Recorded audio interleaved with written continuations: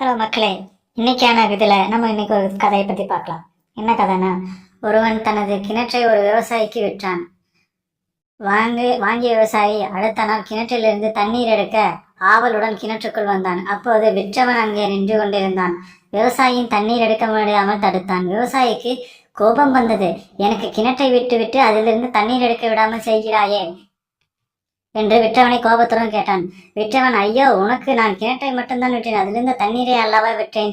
விவசாயி குழப்பத்துடன் கோபத்துடனும் சென்று விட்டு முறையிட்டான். நீதிபதி இருவரையும் அழைத்து பக்கத்து நியாயத்தை விசாரித்தார். பின்னர் கிணற்றை விற்றவனிடம், படியால் உன்னுடையது அல்ல, இன்னும் வைத்திருப்பது கிணறு.